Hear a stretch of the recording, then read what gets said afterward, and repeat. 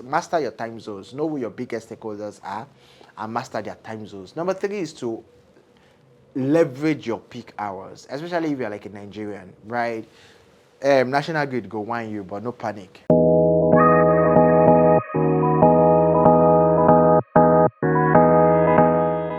Hello everybody, welcome back to my YouTube channel and welcome if you are a new subscriber. I'm super delighted to be doing a solo video. I'm not with a guest today. Today we're talking about something exhilarating as usual. And it's not something I would typically come and talk about, but yeah, it also falls in the line of employability and career. And we are talking about how to land a remote role in 2024. We are preparing for 2025, right? 2024 has shown us different kind of shaggy. And in 2025, we want to earn dollars, pounds, euros, Canadian, CAD, and every other currency that is not Naira. I know a couple months ago, I came to talk about first how I was searching for a job, then a job search journey. So I felt it was also decent and maybe responsible to let you guys know that I finally got a job. Yay! Congratulations to me. Thank you all for rooting for me. If you have not rooted for me before, type congratulations in the comment section now. So I currently lead the HR team as of today, as of the day that this video is being recorded, because I don't know what will happen tomorrow. Bank of America or Netflix can call me, but as of today that this role is being recorded, I currently lead the HR team at AfriChange. AfriChange is a one-stop platform for remittances. So if you're an immigrant across different parts of Africa, Canada, and UK, and you want to send money back home, AfriChange is your number one go-to platform.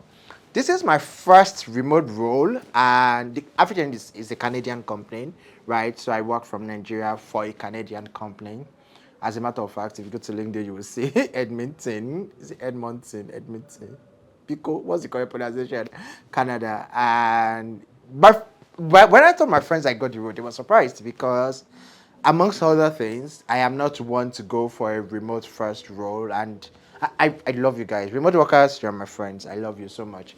But I'm an in-person person. Yeah, I'm an introvert, but I also like relating with people, especially because of my role. My role involves people management and all that. So in this video, I'll be talking through how to get a remote role and then just general lessons I've learned working in a remote environment. Or should I make that another video? I don't know. I'll share 1 or 2 tips. Yeah, so how to get a remote role. Number 1, of course, is to visit platforms that are tailored towards remote roles. So I have a friend, Mary Esther Anile. I would link her platform somewhere in the description. She runs a platform called Inclusive Remote. It would also come up here. Inclusive Remote hosts a lot of remote roles. So if you're looking to access remote role, you should definitely visit Inclusively Remote. The second thing, of course, is to most remote roles are international. It doesn't even mean that there are not a lot of Nigerian companies that are now fully remote. It just means that there are more companies outside Nigeria that offer remote opportunities than Nigerian companies, right? So this also means that you are tailoring your CV in a way that it fits for global opportunities. I know I have a video already on how to write a winning CV, but maybe just one thing I wanted to put distinguishingly. So when you're writing a CV applying for remote roles, for international opportunities, it's very important that you go extra mile in terms of description. I would explain. So everybody knows I've worked at CareerWise. Everybody knows, I worked at CareerWise. I led the HR team at CareerWise. I built the HR process at CareerWise. Now, if I'm applying to a Nigerian company, I probably leave it that way, right? Lead people and culture career-wise, and then I will go and highlight all the things that I did, right? I implemented it, I spearheaded this. But if I'm applying for an international role, a remote role, when I'm saying lead people and culture career-wise, I probably want to put a bracket and say maybe career-wise YC22, which are YC18. YC means Y Combinator. So I'm indicating that career-wise is not just another fintech, it's a Y Combinator company. So if you're reading from outside, you might not know career-wise, but you know YC. And so it means that it sends a message that, okay, this guy did not just work in a random company.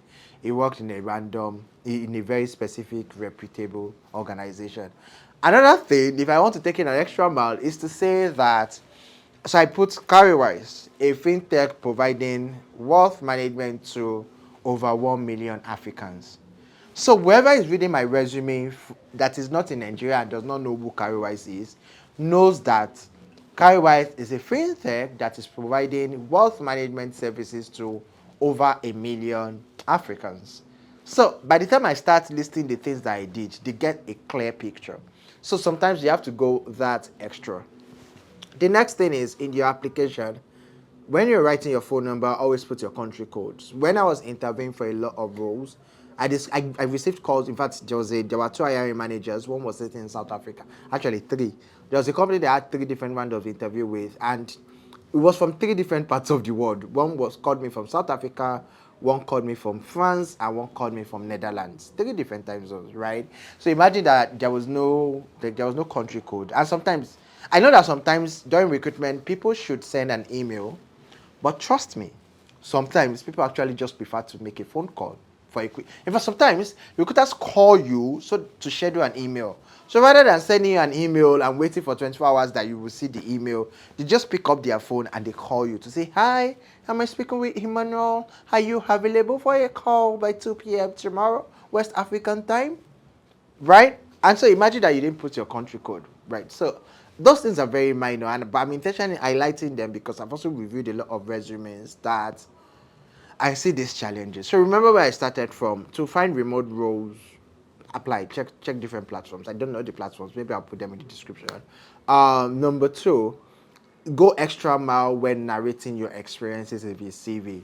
If you're lucky enough to have managed like a cross demographic population, or to have provided services or solutions, or to work in a role that requires you to liaise with a cross demography, it means that cross demography means that you work with across different demographics or you work across different countries. It's very important that you highlight that. For example, even though BCM, Big Carbon Media, is a Nigerian company, I've managed talent at BCM. I managed talent in UK, US, Canada, South Africa, Botswana, Uganda, and all these countries. And every time I'm selling my experiences, I put it there. As a matter of fact, it was my final interview at AfriChange. It was one of the answers that I gave that the hiring manager told me that she was later very impressed about, because they were like, "Why do you want to join AfriChange?" And I said, AfriChange is a combination of my two previous roles, CareerWise and Big Carbon Media. CareerWise because CareerWise is a fintech, even though it's wealth management, and AfriChange is remittance.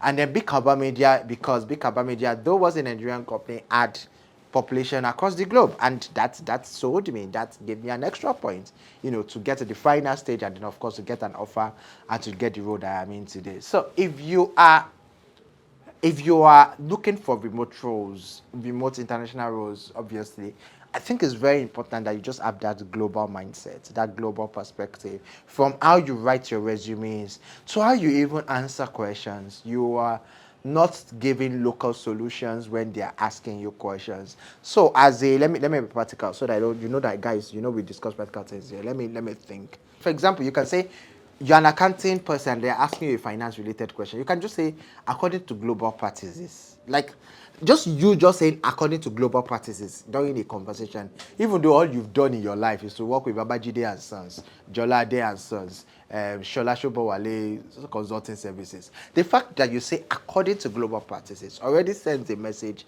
to the recruiter. And literally, sometimes it's these minor things that matters, right? So I think that that's all I want to share from just getting how to get remote roles. I don't know if I should do another video, or maybe I should just share one or two tips about working in. Maybe if in case I don't have video, but let me just share one or two tips that I've learned working in remote roles.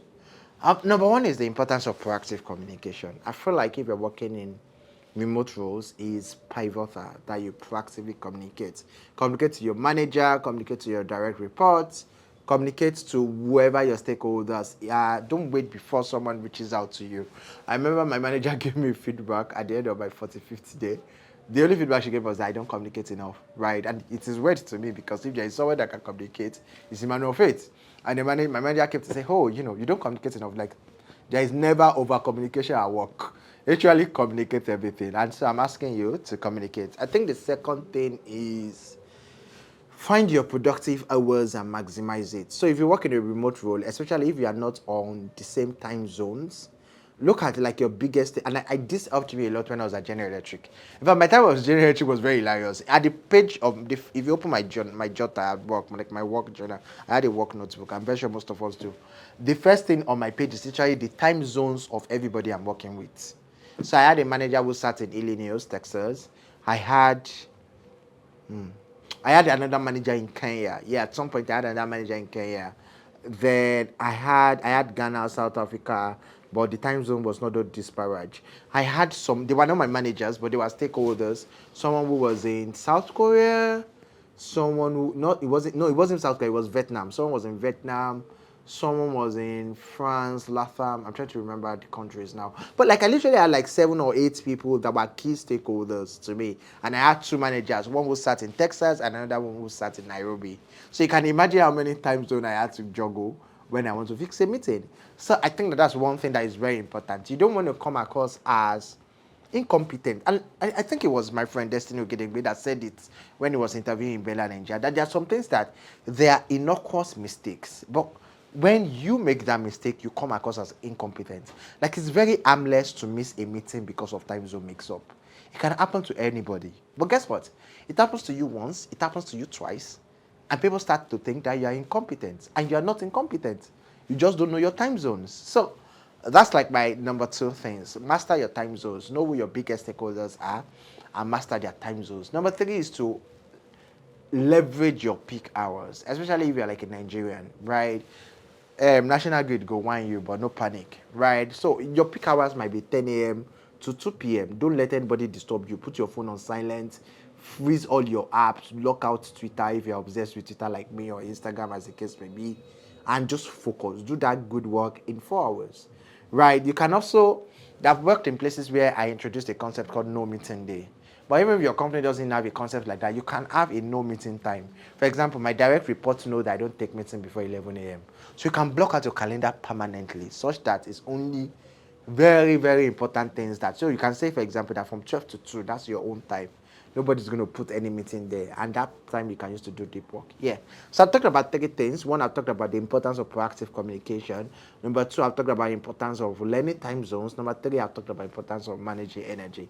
There are a lot of things to say about, getting an intentional role, getting a remote role, working in a remote role, and maybe I would do another video to just talk through those things. But for the purpose of this video, first, I wanted to let you guys know that I finally got a job. I work with AfriTrade. It's a fully remote role, and I'm super excited to be there. And yeah, I wanted to let you know that you can also get a remote role.